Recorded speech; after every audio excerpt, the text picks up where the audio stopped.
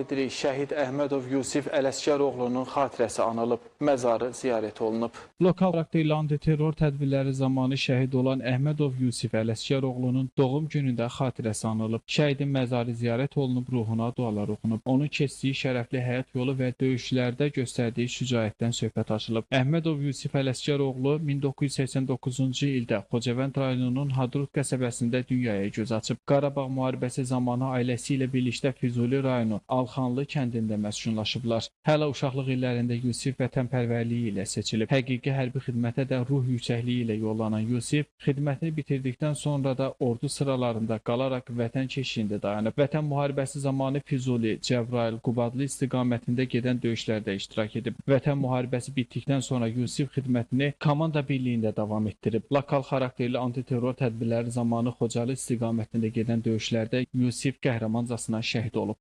Hər bir qarşısında bizim şəhidlərimizin izi var. Ona görə də mən bugün elə bütün şəhidlərin cümlədən Yusifin yeri cənnət olsun, məqamı olsun. Şəhid oldu mənim balam, qəhrəman balam. Mən Yusiflə həmişə fəxr edirəm. Döyüşdü, 3-cü dərəcəli orden aldı. Mən balam həmişə deyirdim, mama, heç vaxt şəhid anası ağlamaz. Heç vaxt ağlama.